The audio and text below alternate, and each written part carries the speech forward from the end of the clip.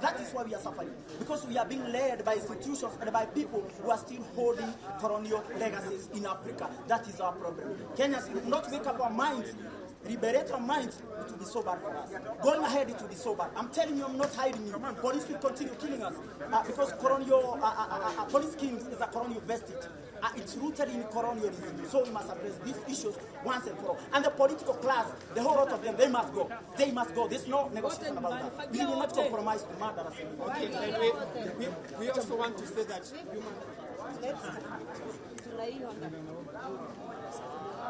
my name is Amelia Priscilla. I'm a human rights activist here in Kenya. And the government needs to be seriously ashamed of what they're doing to genuine patriots and criminalizing human rights defenders in this country. We're calling us terrorists, and we are saying we're not terrorists. The government knows who are the terrorists. The government understands who are the criminals. The government understands who are the goons that are attacking peaceful protesters when they are going to the protest, when they are demanding for their rights, which is a constitutional right. So we are saying we're not going to be silenced, that we are going to soldier on, na tunakuja. Yeah, and also we want to tell the government that human rights activists are not terrorists. So this intimidation must stop. Arresting Boniface and trying to intimidate human rights defenders. We are not going to allow this. We are saying that Kenya is a democracy. Defending human rights is part of our constitution. So calling human rights defenders terrorists is not the right thing. And with the human rights defenders, we will continue defending the rights of our citizens, and we shall not be intimidated. So to Ruto, to Murkomen, to DCI, and to everybody who is misusing police to try and send fear to us, we want to tell them we will not stop, and we shall keep defending the rights of our citizens. Comrades power. Power. Comrades power. Power. A people United shall never be defeated. A people United shall never be defeated. I'm here to say, as a social justice activist, that it is very, very shameful to the state, thinking that they are going to intimidate human rights defenders, to let them take this country to the dogs. What we are saying is that no matter how much they intimidate us, we are not going to relent. Yes. We are going to move forward, and we shall liberate this country. I know Ruto is using the same script that he was using during Moi's regime, because he was the head of militant group of Moi, and I think we are going to allow him to take it as that, to that darkness that they reign with Moi.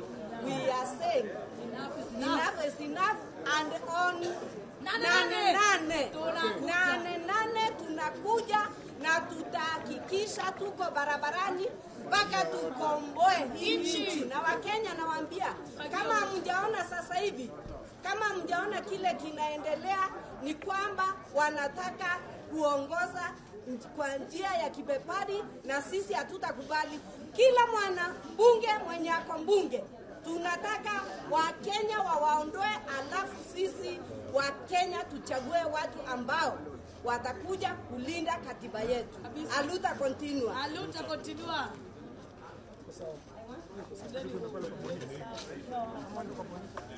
Consolidate your news.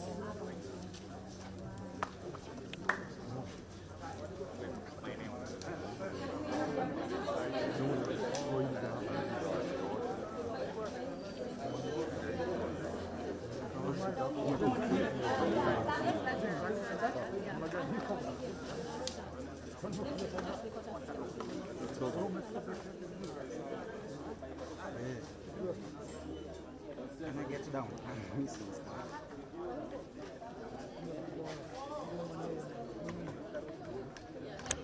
Are they recording?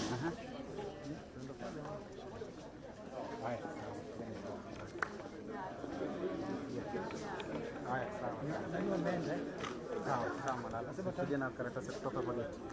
Utaniachia karatasi kutoka. Unatoka na wewe? Ndio kutoka. Unatoka na wewe?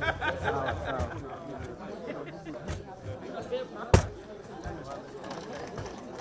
not have any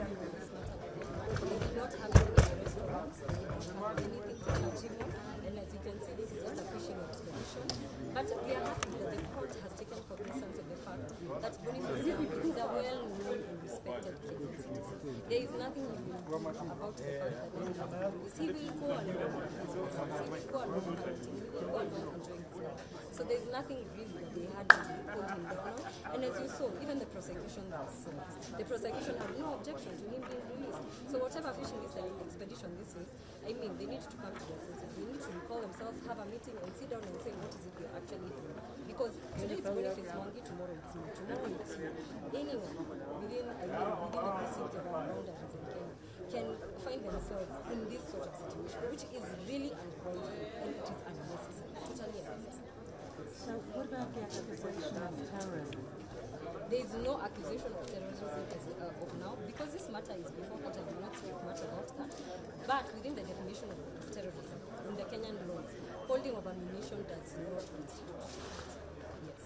So we wait to see how they will argue their case, because it is for them to convince the state beyond reasonable doubt that he actually is a terrorist or he is engaged in terrorism activities. 1 million Kenya shilling, is that a lot of money? It's a personal bond. It's not a cash bill. If it was cash bill, then we would have to raise the 1 million shillings, which probably would have been a challenge because we have to fundraise and you know what. But now it's a personal bond. So we are glad that he gets to do that.